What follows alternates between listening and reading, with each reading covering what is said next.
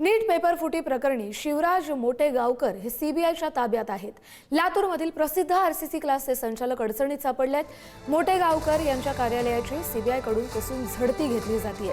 Class चालकाच्या ताब्यात घेतल्यानं शैक्षणिक वर्तुळात मोठी खळबळ माजली आहे।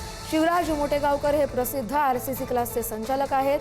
पेपर फुटीच्या चौकशीतून आणखी मोठे खुलासे होण्याची शक्यता आहे। देशभरात खळबळ उडवून देणाऱ्या नीट परीक्षा पेपर फुटी प्रकरणात सीबीआयने आता मोठी कारवाई केली आहे। लातूरमधील अत्यंत प्रसिद्ध असलेल्या आरसीसी कोचिंग क्लासेसचे संचालक प्राध्यापक शिवराज मोटेगावकर यांना सीबीआयने आपल्या ताब्यात घेतले आहे।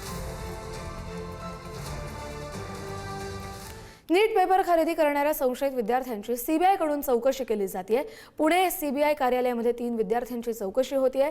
क्लास चालकांकडून मिळालेल्या माहितीच्या आधारे ही मोठी कारवाई करण्यात आली आहे। पुणे सीबीआय कार्यालयामध्ये विद्यार्थी आणि पालकांनी हजेरी लावली। कोट्यवधींचे पेपर विकत घेणारे विद्यार्थी आता सीबीआयच्या रडारवर आलेत। चौकशी सत्रानं पेपर खरेदी करणाऱ्या पालकांचे धाबे दणाणलेत।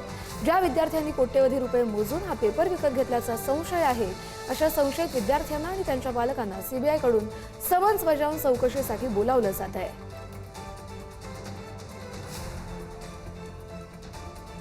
अधिकचे अपडेट घेऊया आपल्या प्रतिनिधी ज्ञानेश्वर चौतमल यांच्याकडून।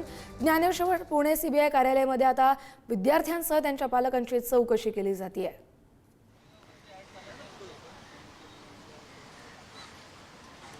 अगदी बरोबर आहे। नीट पेपर फुटी प्रकरणाच्या संदर्भात ज्या घडामोडी मागच्या अनेक दिवसांपासून आपण पाहतोय त्यात महत्त्वाची अपडेट आहे। सध्या मी पुण्यातील या सीबीआयच्या ऑफिस समोर आहे आणि सीबीआयच्या ऑफिसमध्ये सध्या काही विद्यार्थ्यांची सीबीआयच्या अधिकाऱ्यांकडून या नीट पेपर फुटीच्या संबंधानं चौकशी केली जाते। नांदेडमधले काही विद्यार्थी सध्या सीबीआयच्या या कार्यालयामध्ये त्यांच्या पालकांसह सीबीआयकडून कशा पद्धतीनं नीट पेपर फुटीचं हे सगळं प्रकरण घडलं याच्या संबंधानं चौकशी करत असल्याची माहिती आहे। काही प्रतिष्ठित क्लासेसचे जे चालक आहेत त्यांची देखील सीबीआयकडून चौकशी केली जात असल्याची माहिती आहे। आत्ता या सगळ्या प्रकरणात आत्तापर्यंत पुण्यातून वेगवेगळ्या व्यक्तींना अटक करण्यात आलेली होती।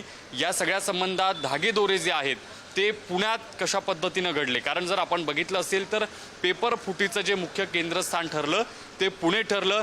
याच पुण्यातून पेपर जो आहे तो तयार करण्यात आला। त्याच्यासाठीचे वेगवेगळे प्रश्न काढणाऱ्या सदस्यांपैकीचे अनेक लोक हे पुण्यातले असल्याचं आपण पाहिलं आणि आता हा पेपर जेव्हा पुण्यात फुटला गेला असं आपल्याला समजतंय, तेव्हा या पुण्यात कुठे पेपर फुटला, प्रश्न कुठे कोणी कोणाला सांगितले, त्याच्यासाठीचे नेमके दरपत्रक काय होते याच्या संबंधातली सगळी जी माहिती आहे ती सीबीआयला तपासायची आहे।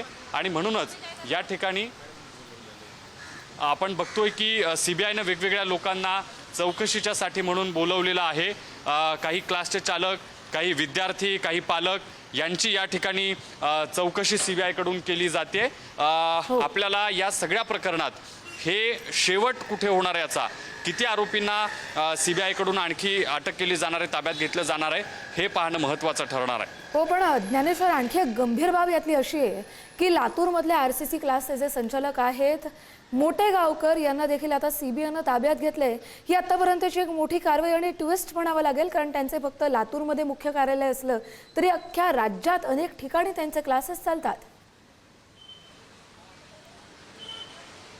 जी सूत्रांकडून माहिती मिळते त्यामध्ये मोटेगावकर यांनाही सीबीआयनं ताब्यात घेतल्याची माहिती आहे।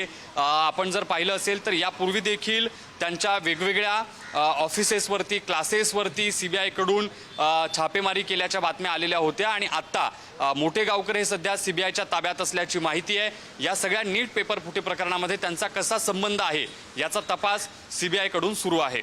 हो, बरोबर। धन्यवाद ज्ञानेश्वर, तुम्ही दिलेल्या सविस्तर अपडेटसाठी।